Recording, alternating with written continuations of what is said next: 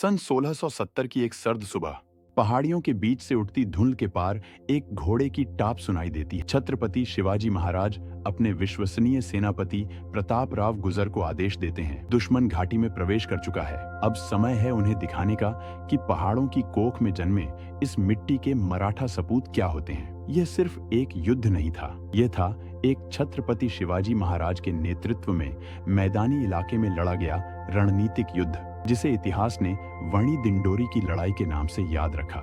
इस वीडियो में हम जानेंगे कैसे छत्रपति शिवाजी महाराज ने मुगलों के सबसे घातक सेनापति दाऊद खान को मात दी, वो भी ऐसे समय में जब चारों ओर से खतरे मंडरा रहे थे। साल था 1670। छत्रपति शिवाजी महाराज ने हाल ही में सूरत पर दूसरा हमला कर मुगलों की नींव हिला दी थी। जब औरंगजेब को खबर मिली, वह बौखला गया। उसकी आंखों में खून उतर आया। उसने तुरंत दिल्ली से अपने भरोसेमंद सेनापति दाऊद खान कुरैशी को आदेश दिया, शिवाजी को सबक सिखाओ, शिवाजी जिंदा उसके मुल्क में लौट ना पाए। और फिर शुरू हुआ एक पीछा, एक शिकार। लेकिन शिकारी कौन था और शिकार कौन, इसका फैसला होना बाकी था। दाऊद खान अपनी 7000 घुड़सवारों की फौज के साथ छत्रपति शिवाजी महाराज के पीछे पीछे चल पड़ा। उसके साथ था इखलास खान, एक तेज तर्रार लेकिन अधीर सेनापति।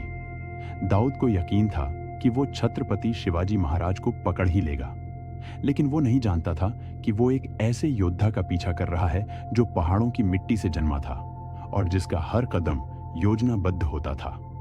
छत्रपति शिवाजी महाराज को जैसे ही खबर मिली कि दाऊद खान पीछा कर रहा है, उन्होंने तुरंत मोर्चा संभाला। लूट का सामान मुख्य टुकड़ी के साथ सुरक्षित स्थान पर भेज दिया गया।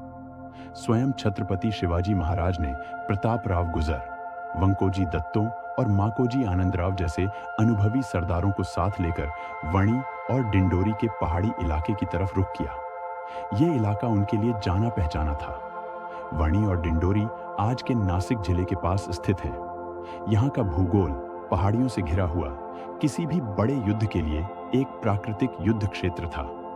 छत्रपति शिवाजी महाराज ने कंचन मंचना दर्रे की घुमावदार और संकरी पगडंडियों का इस्तेमाल कर दुश्मन को फंसाने की योजना बनाई। मुगलों के लिए ये इलाका नया था, अनजान था, और यही उनकी सबसे बड़ी कमजोरी बनी। 16 अक्टूबर की रात स्वयं छत्रपति शिवाजी महाराज घोड़े पर सवार होकर, दोनों हाथों में दांड पट्टे चढ़कर, शीर्षाण और कवच पहनकर खुद युद्ध के लिए तैयार हो गए।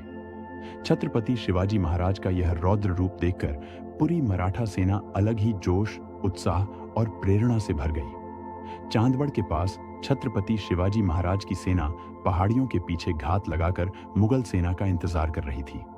सुबह होते ही इखलास खान ने हमला बोल दिया।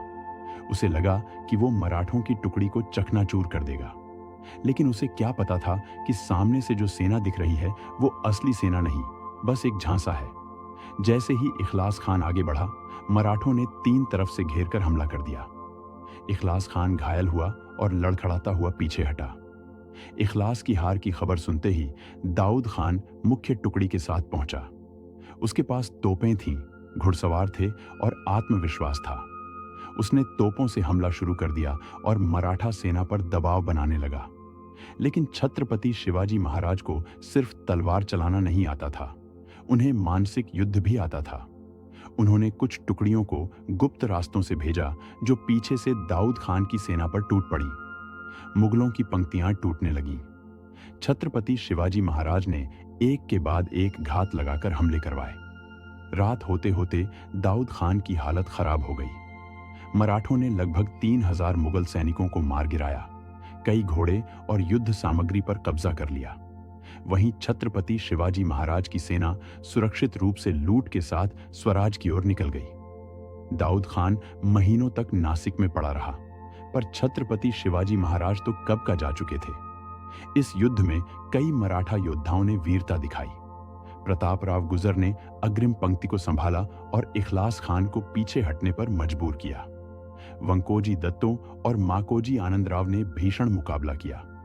मोरोपंत पिंगले, जो छत्रपति शिवाजी महाराज के पेशवा थे, उन्होंने भी इस दौरान अन्य मोर्चों पर मुगलों की नाक में दम कर रखा था।